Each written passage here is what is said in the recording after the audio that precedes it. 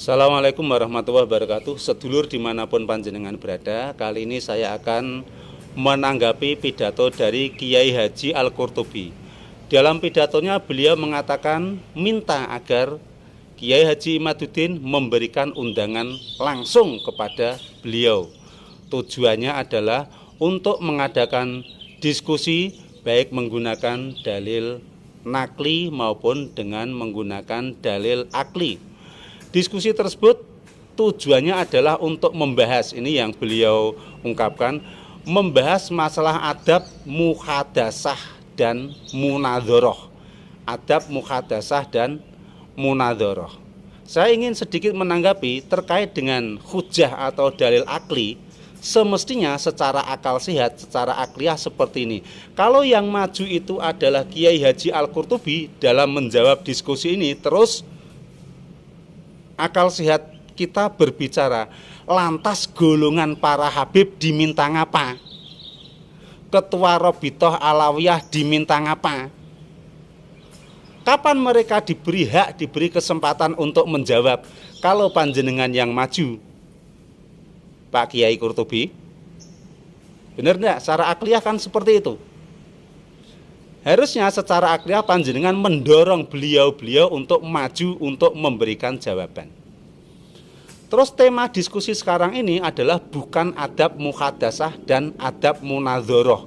Itu cukup dibahas di kalangan santri yang masih mondok saja. Masalah adab muhadasah dan adab munadhoroh cukup dibahas di kalangan santri yang masih berada di pesantren. Tema kali ini adalah masalah nasab, yaitu bagaimana atau di mana mereka tercatat di dalam sebuah kitab nasab. Di dalam kitab apa? Itu yang harus dijawab Pak Kiai. Terus haplogrup mereka itu apa? Ini harus jelas. Ini mengacu pada surat Yasin. Al-yauma nahtimu ala afwahim wa tukallimuna aydihim. Ketika mulut sudah tidak bisa bicara, ketika kitab sudah tidak bisa menunjukkan data-datanya, ya ambillah data itu dari tangan atau dari kaki mereka atau dari dalam tubuh mereka. Artinya ambil sampel darah dari anggota tubuh tersebut untuk melacak haplogrupnya apa. Harusnya ngoten Pak Kiai. Terus panjenengan juga mengemukakan sebuah dalil yang bunyinya seperti ini. Al-muhajiru man hajaro manahawahu anhu. Sekali lagi tak ulangi, al-muhajiru man hajaro manahawahu anhu. Terus setelah mengemukakan dalil itu panjenengan bertanya, orang hijrah adalah orang-orang yang berpindah dari sesuatu yang dilarang oleh Allah Subhanahu wa Ta'ala. Terus panjenengan bertanya, memecah belah apakah termasuk hal yang dilarang oleh Allah atau bukan? Memecah belah termasuk hal yang dilarang oleh Allah atau bukan? Yang memecah belah itu siapa? Enggak ada. Di sini murni kajian masalah ilmu.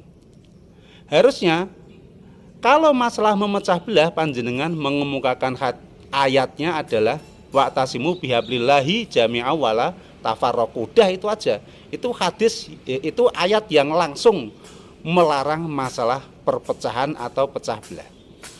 Nah, terkait dengan manhajaro tadi, mestinya terkait dengan tema ini, pertanyaan yang Anda kemukakan terhadap jamaah panjenengan, harusnya pertanyaannya adalah satu. Mencangkokkan nasab seseorang pada nasab orang lain itu dilarang oleh Allah atau tidak? Tak ulangi, mencangkokkan nasab seseorang kepada nasabnya orang lain itu dilarang oleh Allah atau tidak? Harusnya pertanyaannya seperti itu. Pertanyaan kedua ini lebih fokus lagi. Harusnya seperti ini.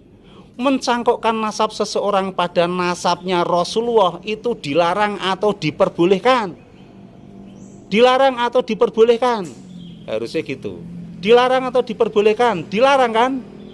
Kalau dilarang, ayo kita bersihkan nasabnya Rasulullah SAW dari orang-orang yang mengaku sebagai nasab Rasul, sebagai dzurriyyah Rasul, namun tidak bisa terverifikasi. Harusnya pertanyaannya seperti itu Pak Kiai Qurtubi. maaf, bukan bermaksud untuk apa-apa kecuali hanya untuk kejelasan, kecuali hanya untuk kemurnian sebuah ilmu dan sebuah nasab. Sering saya katakan nasab, kalau sambung katakan sambung, kalau putus katakan putus. Orang yang menanyakan tentang nasab Rasulullah itu bukan berarti orang itu benci pada dzurriyyah Rasul. Itu sama saja orang yang bertanya, apakah kamu asli warga Jakarta? Kalau iya, tunjukkan KTP-mu. Ini bukan berarti yang tanya ini tanya benci pada orang tadi, enggak. Hanya ingin sebuah kepastian bahwa yang ditanya adalah warga kota Jakarta.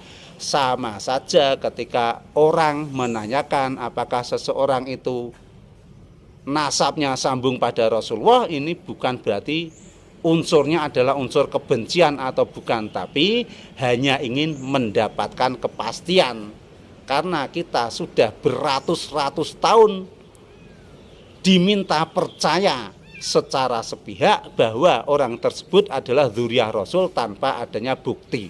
Nah, ini saatnya menuntut bukti. Matur nuwun Kiai Qurtubi, salam sehat selalu untuk panjenengan, salam waras, salam sehat untuk kita semuanya tanpa terkecuali. Mari kita bersihkan dzurriyyah Rasulullah SAW dari orang-orang yang mengaku dzurriyyah Rasul tapi sebenarnya adalah bukan. Motifnya bukan kebencian, bukan, sama sekali bukan kebencian, bukan. Tapi motifnya adalah masalah keilmuan murni. Enggak ada kebencian, enggak ada. Umat Islam enggak diajarkan untuk saling benci, enggak. Saya melakukan seperti ini juga tidak ada unsur benci sedikit pun pada dzurriyyah Rasul, itu enggak ada. Matur nuwun, wassalamualaikum warahmatullahi wabarakatuh.